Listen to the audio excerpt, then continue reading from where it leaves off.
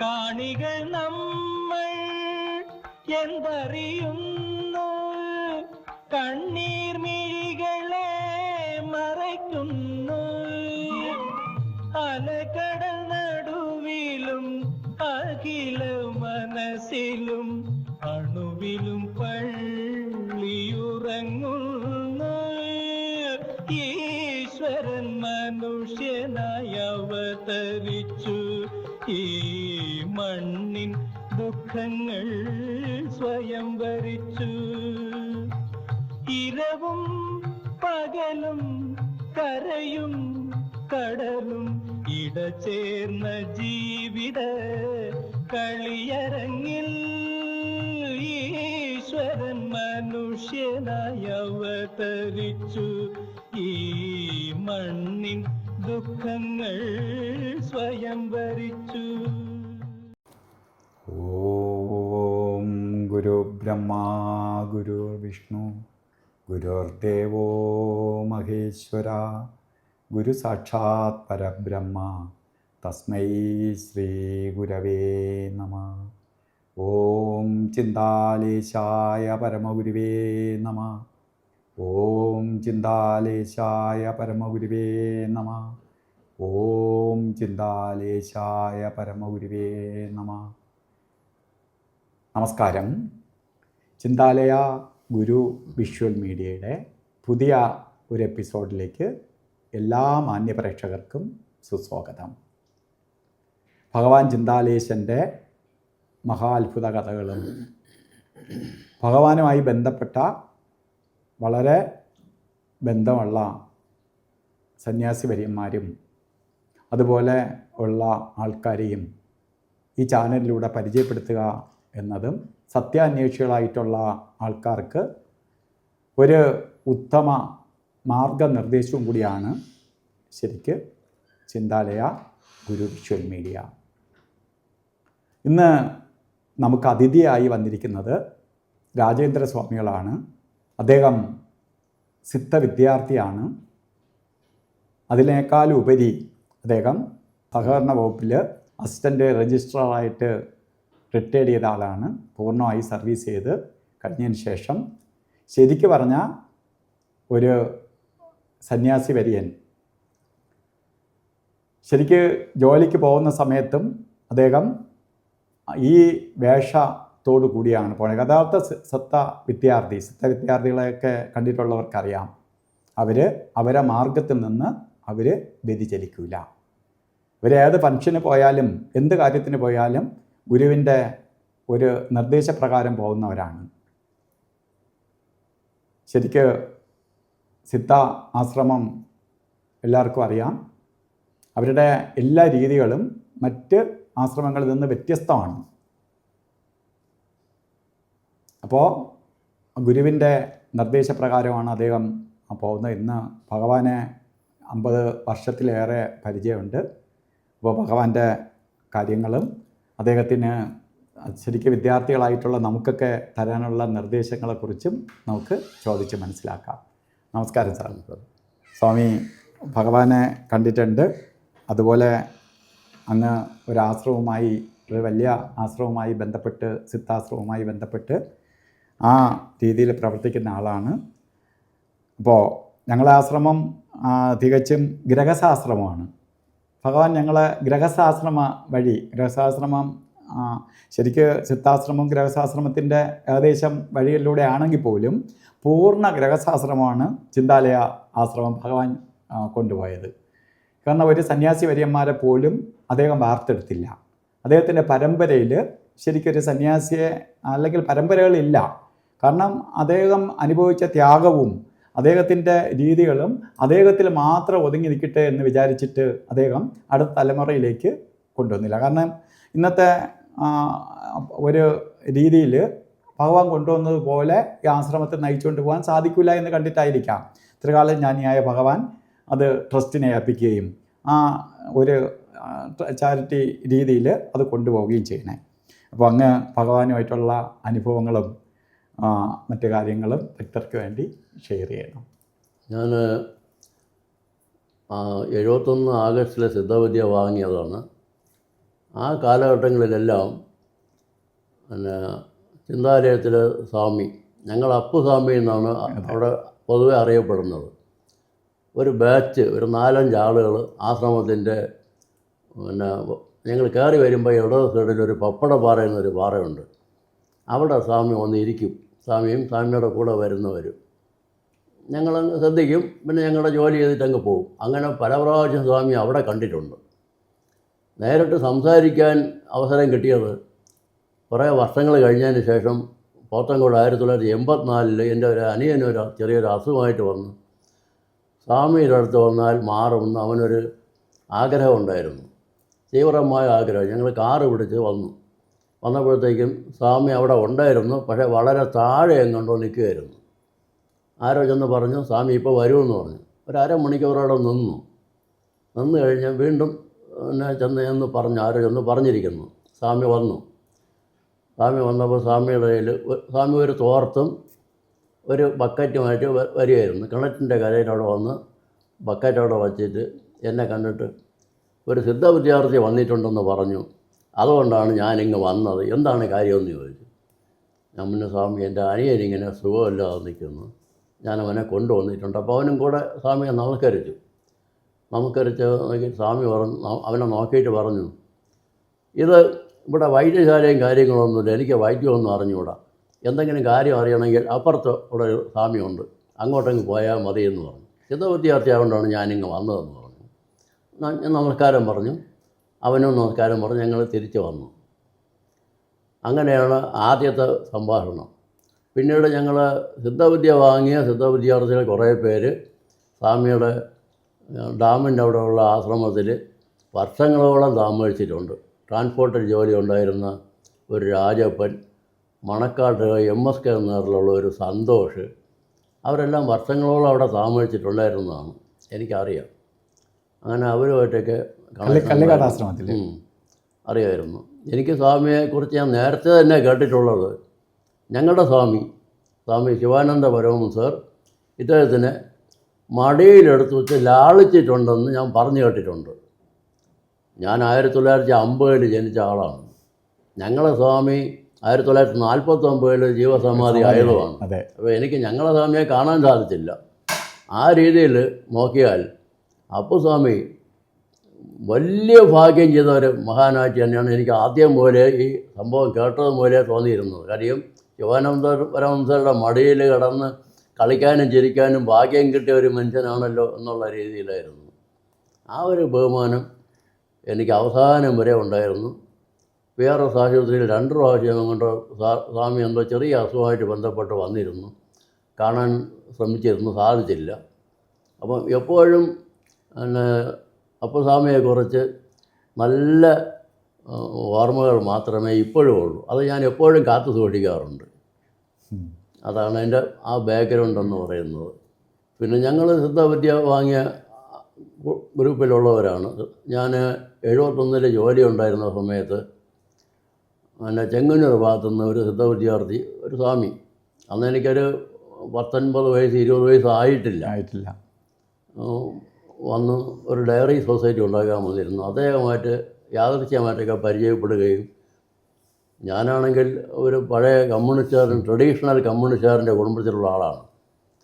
തിരുവനന്തപുരത്ത് അറിയപ്പെടുന്ന ഒരു നേതാവുമായിരുന്ന ആളാണ് എൻ്റെ അച്ഛൻ, സഖാവതി ഉയരം നേരം എന്ന് പറയും. അവിടെ നിന്നാണ് ഞാൻ വന്നത്. അപ്പോൾ എനിക്ക് സ്വാഭാവികമായിട്ട് ഒരു ഇടതുപക്ഷ ചിന്താഗതിയൊക്കെ എൻ്റെ തലയ്ക്കകത്തുണ്ടായിരുന്നു. ഉപദേശം വാങ്ങാൻ ഉള്ള വിമുഖതയൊക്കെ കാണിച്ചിരുന്നു. പിന്നെ കുറേ കാര്യങ്ങളെല്ലാം പറഞ്ഞപ്പോൾ എനിക്ക് വളരെ സ്വീകാര്യമായിട്ട് തോന്നി. ഞാൻ അങ്ങനെയാണ് 71 ആഗസ്റ്റിൽ അദ്ദേഹം എനിക്ക് ചെങ്ങന്നൂർ തിരുവമ്പണ്ടൂർ ഒരു വീട്ടിൽ കൊണ്ടിരുത്തി വെളുപ്പിന് 2:30 മണിക്ക് വിളിച്ചുണർത്തി 3 മണിക്ക് സത്യവാചകമൊക്കെ പറഞ്ഞ് വിദ്യ തന്നത്. വിദ്യ തന്നതിന് ശേഷം വീട്ടിലൊരു 13 വർഷം എന്നെ കയറ്റിയില്ല. അത് പിന്നെ ഞാനങ്ങ് വളർന്നു. ഗവൺമെൻറ് ജോലി ഉണ്ടായിരുന്നതുകൊണ്ട് അന്ന് ഡയറി ഡിപ്പാർട്ട്മെൻറ്റിലെ ക്ലാർക്കായിരുന്നു. പിന്നെ PSC ടെസ്റ്റ് എഴുതിയാണ് കോപ്പറേറ്റീവ് ഡിപ്പാർട്ട്മെൻറ്റിൽ ഇൻസ്പെക്ടറായിട്ട് വന്ന് ഓഡിറ്ററായിട്ട് തന്നെ ഇരുന്നു. സംസ്ഥാനം മുഴുക്ക അറിയപ്പെടുന്ന ഓഡിറ്ററായിട്ടാണ് ഞാൻ പേരെടുത്ത് വെളിയിറങ്ങിയത്. ലക്ഷദ്വീപിലെ ഓഡിറ്റർമാർക്കും ക്ലാസ് എടുക്കാൻ പോയിട്ടുണ്ട്. നേരത്തെ ഗുരു പരമ്പര എന്ന് പറഞ്ഞിരുന്നു. ഗുരുർ ബ്രഹ്മ ഗുരുർ വിഷ്ണു ഗുരുദേവോ മഹേശ്വര ഗുരു സാക്ഷാൽ പരബ്രഹ്മ തസ്മൈ ശ്രീ ഗുരവേ നമ. ഗുരു ശബ്ദം ആ ശ്ലോകത്തിൻ്റെ 4 സ്ഥലത്ത് ആവർത്തിച്ച് വരുന്നതുകൊണ്ട് ഓരോന്നും അതല്ല അതല്ല അതല്ല എന്ന് പറയുകയും സാക്ഷാലെന്ന് പറയുന്നത് അടുത്തിരുത്തി സ്ഥാപിക്കുന്നതുകൊണ്ട് പരബ്രഹ്മമാണ് പരമമായ ഗുരു എന്നാണ് എൻ്റെ ഒരു കാഴ്ചപ്പാട്. ആ രീതിയിൽ ഗുരുപരമ്പര എന്നാൽ തന്നെയും ഭാരതത്തിലുണ്ട്, ഇല്ല എന്ന് പറയാൻ പറ്റുമില്ല. ഗുരു ഒതുങ്ങിയ മനസ്സാണ് ഗുരു എന്നാണ് ശിവാനന്ദ പരമഹംസർ പറഞ്ഞിട്ടുള്ളത്. അവനവനിൽ അടങ്ങിയ മനസ്സാണ് ഗുരു എന്ന് പറഞ്ഞിട്ടുണ്ട്. പരബ്രഹ്മം അത് തന്നെയാണ്, വ്യത്യാസമില്ലാത്തതാണ്. അങ്ങനെയാണ് ഞാൻ സിദ്ധവിദ്യ വാങ്ങിയത്. ഓഫീസിൽ മുഴുവനും ഇതേപോലെ തന്നെയാണ് പോയിരുന്നത്, സർവീസ് തീരുന്നവരെ. എൻ്റെ ബാക്ക്ഗ്രൗണ്ട് അതാണ്.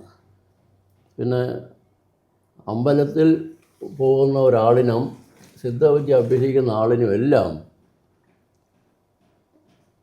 ജീവൻ ഒതുങ്ങി അവനവൻ്റെ ശിരസിലിരിക്കുന്ന ഈശ്വരനിലോട്ട് ചേരും.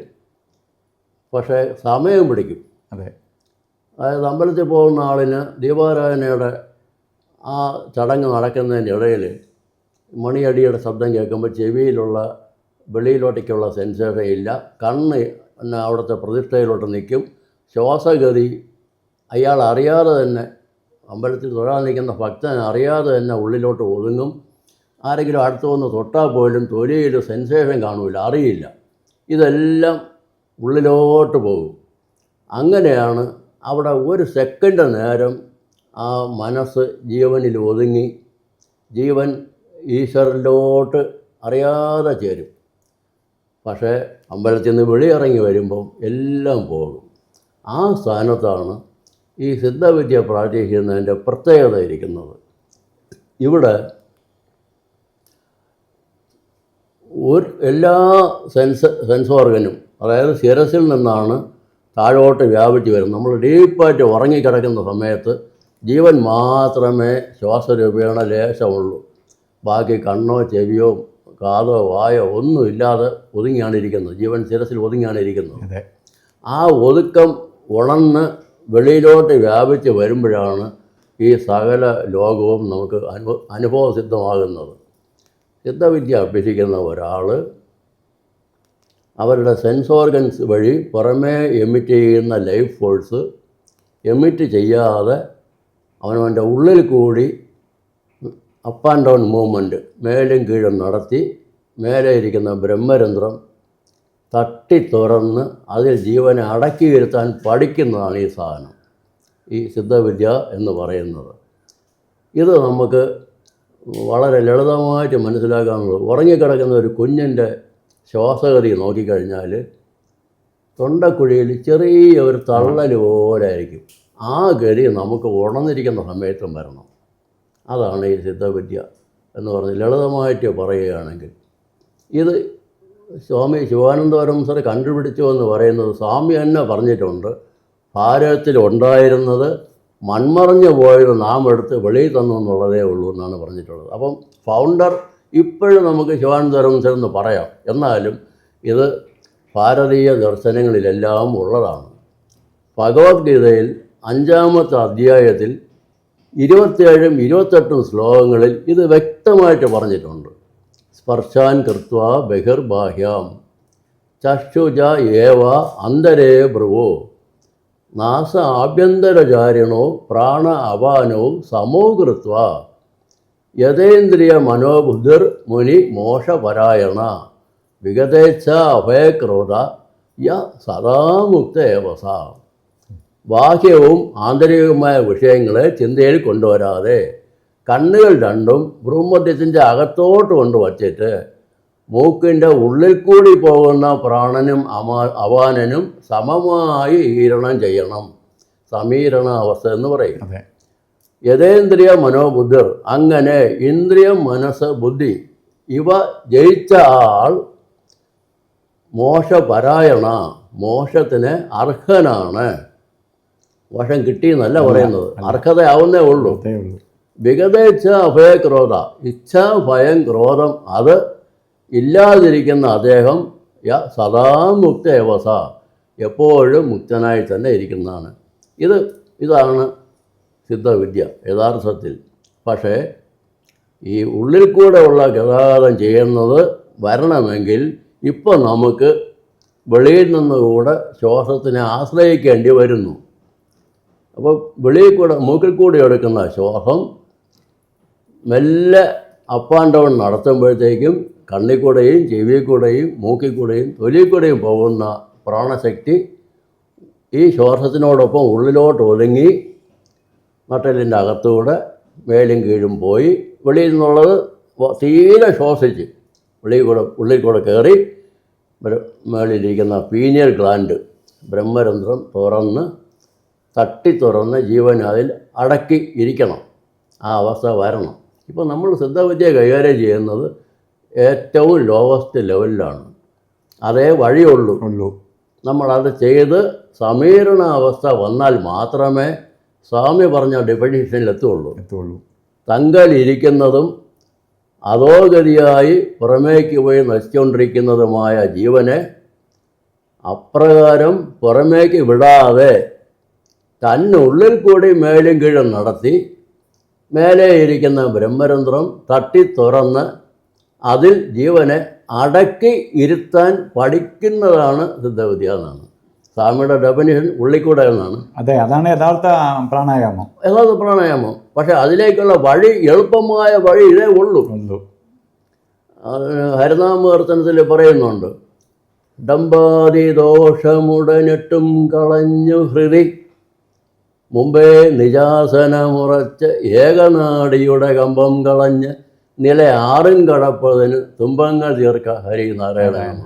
അഷ്ടരാഗങ്ങൾ മുഴുവൻ മനസ്സിൽ നിന്ന് കളയണം. ഏകനാടിയുടെ കമ്പം കളയണം. 6 നിലയും കടന്നു പോകണം. എന്നാൽ മാത്രമേ എത്തുള്ളൂ എന്നാണ്. ഇത് തന്നെയാണ് യോഗ ശിവോപനിഷത്തിൽ പറഞ്ഞിട്ടുള്ളത്.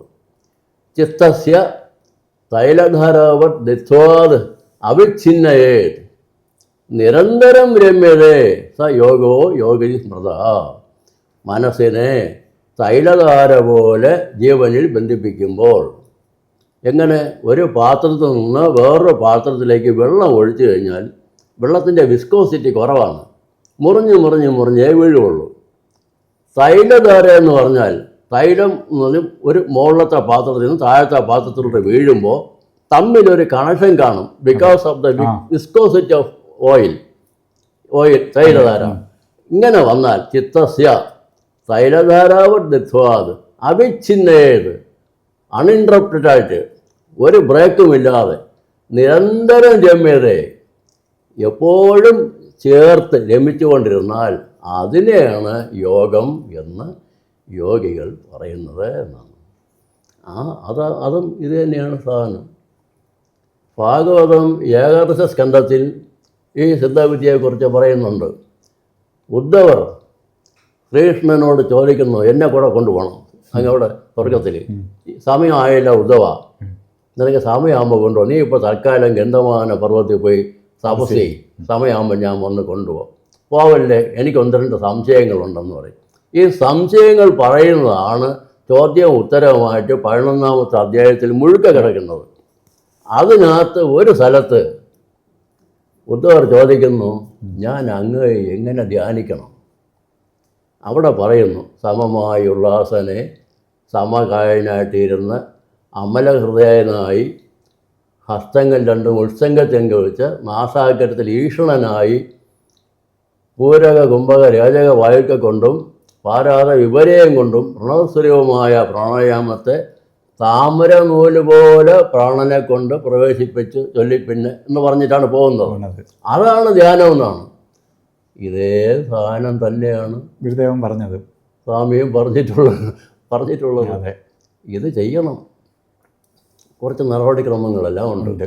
യമനിയമാവലി ഇതെല്ലാം പാലിക്കണം. സസ്യാഹാരമായിരിക്കണം. ഒരു പ്രാണിയെയും ഒരു ജന്തുവിനെയും കൊല്ലുന്ന ഒരു ചിന്താഗതി വരരുത്.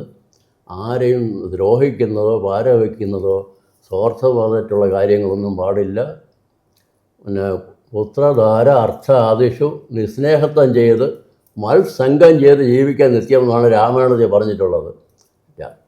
കാളപ്പെടുത്തോലെ പാടുമെങ്കിലും ഈ തത്വം നോക്കി അനുസരിച്ച് വരുന്ന ആളുകൾ വളരെ ചുരുക്കമാണ്. പുത്രൻ, മക്കൾ, ദാരം, ഭാര്യ, അർത്ഥം എന്ന് പറയുന്നത് എല്ലാ അർത്ഥവും എല്ലാം വേണ്ടാന്ന് പറയുന്നില്ല, വേണമെന്നും പറയുന്നില്ല, നിസ്നേഹത്വം ചെയ്ത് കഴിയാനാണ് പറയുന്നത്. വർക്കുകയും വേണ്ട, കൂടുതൽ സ്നേഹിക്കുകയും വേണ്ട. കാര്യം ഇതൊന്നും വരേണ്ടതല്ലല്ലോ. അന്ത്യകാലത്ത് അവനവൻ്റെ പ്രാണൻ മാത്രമല്ലേ ഉള്ളൂ. ഇത് മനസ്സിലാക്കി ചെയ്തു പോകണം എന്നുള്ളതാണ് ഈ യോഗശാസ്ത്രം പറയുന്നത്. യോഗ എന്ന് പറഞ്ഞാൽ തന്നെ പതഞ്ജലി മഹർഷി അതിൻ്റെ ഫൗണ്ടർ പറഞ്ഞിട്ടുള്ളത് തസ്യ ചിത്തവൃത്തി നിരോധ. ചിത്തത്തിൻ്റെ എന്ന് പറഞ്ഞാൽ മനസ്സിൻ്റെ 4 അവസ്ഥകളിൽ 3ാമത്തെ ഐറ്റമാണ് മനസ്സ്, ചിത്തം, ബുദ്ധി, അഹങ്കാരം എന്നാണ് പോകുന്നത്. അപ്പോൾ അഹങ്കാരം, ബുദ്ധി, ചിത്തം, ലോവർ ലെവലിൽ കിടക്കുന്ന അഹങ്കാരം അവിടെ നിന്ന് പതുക്കെ ബുദ്ധിയിലോട്ട് വരുന്നു. ബുദ്ധിയിൽ നിന്ന് മേൽപോട്ട് പോയി ചിത്തത്തിൽ വരുന്നു. ചിത്തത്തിൽ നിന്ന് മേൽപോട്ട് പോയി മനസ്സിൽ വരുന്നു. അവിടെ നിന്ന് മേൽപോട്ട് പോയി ജീവനിൽ കയറുന്നു. ജീവൻ ചലനമില്ലാതെ ഈശ്വരനിലോട്ട് പോകുന്നു. അതാണ് പറഞ്ഞിട്ടുള്ളത്. ആ ഒരവസ്ഥ യോഗം തന്നെയാണ്. ഇത് അമ്പലത്തിൽ പോകുന്ന ഒരു ഭക്തനും ഉണ്ടാവും, സിദ്ധവിദ്യ കൈകാര്യം ചെയ്യുന്ന ആളിനും ഉണ്ടാവും, ബഹുദൈവങ്ങളിൽ പോകുന്നവർക്കും ഉണ്ടാവും. പക്ഷേ ഓരോന്നിനും അതിൻ്റേതായ കാലതാമസം എടുക്കും. അതുകൊണ്ടാണ് എഴുത്തച്ഛൻ ഹരിനാമകീർത്തനത്തിൽ എളുപ്പമായുള്ള വഴിയെ പോകുമ്പോൾ ഇടയ്ക്കിടെ 6 പടിയുണ്ട്, പടിയാറും കണ്ടിട്ട് അവിടെ ചെല്ലുമ്പോൾ ശിവനെ കാണാമെന്ന് പറഞ്ഞു. എളുപ്പമായ വഴി. ഇത് സ്വാമിക്കും അറിയാം. അപ്പോൾ സ്വാമി ഇത് തന്നെയാണ് ചെയ്തിരുന്നത്. പക്ഷേ ചിട്ടയും കാര്യങ്ങളൊന്നും കൂടെ നിന്ന ആൾക്കാർക്ക് കൊടുക്കാൻ പറ്റിയില്ല എന്ന് മാത്രമല്ല, അവർ എത്രത്തോളം ഉൾക്കൊള്ളൂ എന്നുള്ള വിവരം അറിഞ്ഞുകൂടാ. ശിവാനന്ദപുരം എന്ന് പറയുന്നത് അതിലേക്ക് വേണ്ടി മാത്രം വന്ന ഒരാളാണ്. സ്വാമി ഇടവും വലവും നോക്കിയിട്ടില്ല. കർശനമായ നിയമങ്ങളാണ്. സിദ്ധ വിദ്യാർത്ഥികൾക്ക് വെളിയിൽ കഴിയുന്നവർക്ക് 30 നിയമങ്ങളാണ്. ഞങ്ങൾ സിദ്ധ വിദ്യാർത്ഥിയാണ്. അകത്തുള്ള സിദ്ധ സമാജക്കാർക്ക് ഗൃഹസ്ഥരാണെങ്കിൽ തന്നെയും 250 നിയമമാണ്. എല്ലാം വിട്ടിട്ട് നിൽക്കണം. എനിക്കിവിടെ ഭാര്യയുണ്ട്, പിന്നെ സർക്കാർ ജോലി ഉണ്ടായിരുന്നു, മക്കളുണ്ട്. പക്ഷേ അതിനകത്ത് നിന്നുകൊണ്ട് ഈ 30 നിയമം അനുസരിച്ച് പോകണം. അങ്ങനെ ഒക്കെയുള്ളൂ. മറ്റേ എനിക്ക് ആശ്രമത്തിൽ ചേരാൻ പോകണമെങ്കിൽ എൻ്റെ വ്യക്തിബന്ധങ്ങളെല്ലാം കളഞ്ഞ് സ്വാമി പറഞ്ഞ കൽപ്പനയിലോട്ട് വന്നാൽ മാത്രമേ ശുദ്ധസമാജത്തിൽ കയറുകയുള്ളൂ. ഞങ്ങൾ രണ്ടുപേരെയും കണ്ട ഒരുപോലെ ഇരിക്കുമെങ്കിലും അവർക്ക് പാസും അവരുടെ സംവിധാനങ്ങളൊക്കെ ഉണ്ട്. ഞാൻ ഇൻഡിപെൻഡൻ്റ് ആണ്. അതുകൊണ്ടാണ് എനിക്കിപ്പോൾ അവിടെ വരാൻ പറ്റിയത്. മനസ്സിലായി. അപ്പോൾ അതാണ് ഈ സമാജക്കാർ നമ്മൾ വ്യത്യാസം. പിന്നെ ഞാനും ഇവിടെ പിന്നെ രാവിലെയും വൈകുന്നേരവും, അല്ലെങ്കിൽ അവധി ദിവസമാണ് രാവിലെ ഉച്ചയ്ക്കും വൈകുന്നേരമൊക്കെ പ്രാണായാമം അഭ്യസിക്കും. ആശ്രമത്തിൽ അങ്ങനെയല്ല. ഒരു ദിവസം 8 മണിക്കൂറാണ്. വെളുപ്പിന് 3 മണി മുതൽ 5:20 വരെ ഫസ്റ്റ് മെഡിറ്റേഷൻ. അത് ഞാൻ പറഞ്ഞുതരാം. 12 മുതൽ 2:20 വരെ ഉച്ചയ്ക്ക്, വൈകുന്നേരം 6 മുതൽ 7 വരെ, 7:30 മുതൽ 9:50 വരെ. ഈ 8 മണിക്കൂറാണ് ഈ അഭ്യാസം നടത്തുന്നത്. അതിൽ തന്നെ 24 ഗതിയാണ്, പ്രാണായാമത്തിൻ്റെ ഗതിയാണ്. 3 മുതൽ 4 വരെ ഓരോ 10 മിനിറ്റിലും ഓരോ ഗതി അഭ്യസിക്കും. 4 മുതൽ 5 അത് ഇരുന്നുകൊണ്ടാണ്. 4 മുതൽ 5 വരെ എണീറ്റ് നിന്നുകൊണ്ട് നടന്ന ഗതി അഭ്യസിക്കും. അത് കഴിഞ്ഞാൽ ഇരുന്നിട്ട് 10 മിനിറ്റ് പ്രണവവും 10 മിനിറ്റ് നിഷ്ഠയും. ഈ പ്രണവം എന്ന് പറഞ്ഞാൽ സോഹം.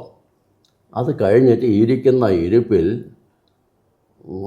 ഭൂമി മുഴുക്ക ബഹളമാണെങ്കിൽ പോലും നമ്മളറിയില്ല. അങ്ങ് അറ്റത്തെ നിശബ്ദതയിലാണ് ഈ ലാസ്റ്റ് 10 മിനിറ്റ് പോകുന്നത്. കഠിനമായി ജോലി ചെയ്ത് വേർത്ത് ഒലിച്ച് കുളിച്ച് പിന്നെ അങ്ങനെ അങ്ങ് ഇരുന്ന് പോകും. അത് മണിക്കൂറുകളോളം ഇരിക്കാൻ സാധിക്കും. അത് കഴിഞ്ഞാൽ ഉച്ചയ്ക്ക് 12 മണി മുതൽ 1 മണി വരെ, രാവിലെ 3 മുതൽ 4 വരെ അഭ്യസിക്കാത്ത വേറെ ഒരു ഐറ്റം അഭ്യസിക്കും. 6 ഐറ്റം ഇരുന്നുകൊണ്ട് എവരി 10 മിനിറ്റ്. 1 മുതൽ 2 വരെ ആ പഴയ നടനഗതി തന്നെ വീണ്ടും റിപ്പീറ്റ് ചെയ്യും. പിന്നെ 2 മുതൽ 2:10 വരെ പ്രണവം, സോഹം, പിന്നെ നിഷ്ഠ. അപ്പം രാവിലെ ഉള്ള ഒരു നിഷ്ഠ, ഉച്ചയ്ക്കുള്ള ഒരു നിഷ്ഠ എന്ന് പറഞ്ഞാൽ അങ്ങ് എക്സ്ട്രീമാണ്. അത് കഴിഞ്ഞാൽ വൈകുന്നേരം 6 മുതൽ 7 വരെ ഞങ്ങൾ അഭ്യസിക്കുന്ന സിദ്ധവിദ്യ തന്നെ ആ 1 മണിക്കൂർ അവർ ഇരുന്നുകൊണ്ട് അഭ്യസിക്കും. 7:30 മുതൽ 8:30 വരെ വീണ്ടും രാവിലെയും ഉച്ചയ്ക്കും അഭ്യസിക്കാത്ത വേറൊരു ഐറ്റമാണ് അഭ്യസിക്കുന്നത്, 6 ഐറ്റം. 8:30 മുതൽ 9:30 വരെ അതേ നടനഗതി വീണ്ടും റിപ്പീറ്റ് ചെയ്യും. 9:30, 9:40 പിന്നെ സോഹം, 9:40, 9:50 നിഷ്ഠ. 8 മണിക്കൂർ. ബാക്കിയുള്ള സമയത്താണ് അവർ ഉറങ്ങുന്നതും ബാക്കി ജോലി ആഹാരം ഉണ്ടാക്കുന്നതും പിന്നെ ആയുർവേദം മരുന്നുണ്ടാക്കുന്നതും എല്ലാം ജോലിയൊക്കെ ചെയ്യുന്നുണ്ട്. അതിനകത്ത് എല്ലാവരും അധ്വാനിച്ചാണ് ജീവിക്കുന്നത്. ആരുടെയും ആശ്രയമില്ലാതെ, അന്യായാശ്രയമില്ലാതെ, ഒരു സംഭാവന വാങ്ങിക്കാതെ, കൊടുക്കുന്നത് വാങ്ങിക്കും. പക്ഷേ സംഭാവനയിൽ മാത്രമല്ല അവിടെ 50 ഏക്കർ സ്ഥലം ഉണ്ട്, എല്ലാ ആശ്രമങ്ങളിലും ഉണ്ട്. കുറഞ്ഞത് കൃഷി ചെയ്ത് ഞാൻ കണ്ടിട്ടുണ്ട്. ഞാൻ കൂടെ വയലിൽ നെല്ലറുത്ത് കൊടുക്കാൻ സഹായിക്കാൻ അവധി എടുത്തുകൊണ്ട് പോയിട്ടുണ്ട്. പിന്നെ തേങ്ങ നുള്ളി പറക്കി കൊടുക്കാനും ഒക്കെ ഞാൻ നിന്നിട്ടുണ്ട്. മമ്മട്ടി എടുക്കാൻ വെട്ടിയിട്ടുണ്ട്. ആവുന്ന പോലെയൊക്കെ ചെയ്തിട്ടുണ്ട്. അപ്പോൾ ഇതുപോലെ സർവീസ് അവിടെ ഉണ്ട്. അവിടെ ഉള്ളവരും ഇത് ചെയ്യുന്നു. ഇതിനിടയിലാണ് യാദൃശ്ചികമായിട്ടൊരു കുട്ടി ഉണ്ടാവുന്നത്. അതിന് 3 വയസ്സ് വരെ അമ്മ വളർത്തും. അത് കഴിഞ്ഞാൽ 16 വയസ്സ് വരെ ഹെഡ് ഓഫീസിലെ കുട്ടികളെ വളർത്തും. കുട്ടി പിന്നെ ഇങ്ങോട്ട് ആക്ച്വലി സമാജസ്ഥനായിട്ട് ഓപ്റ്റ് ചെയ്ത് വരും. ഇതാണ് അവിടുത്തെ സംവിധാനം. ഞങ്ങൾക്കിവിടെ ഇത് എല്ലാ സമയവും അപേക്ഷിക്കാം, സൗകര്യം പോലെ ചെയ്തോണം എന്നുള്ള രീതിയിലാണ് സ്വാമി ആ 30 നിയമത്തിനകത്ത് ഉണ്ടാക്കി വെച്ചിട്ടുള്ളത്. അദ്ദേഹം ഈ വസ്ത്രത്തിനൊക്കെ പ്രാധാന്യം കൊടുത്തിട്ടില്ല. ഒന്നുമില്ല. പ്രാർത്ഥനാ സമയത്ത് വസ്ത്രം ഒക്കെ അത് ആഹാര സമയത്തും അതായത് ഞങ്ങൾക്ക് പൊതുവെ പറഞ്ഞിട്ടുള്ളത്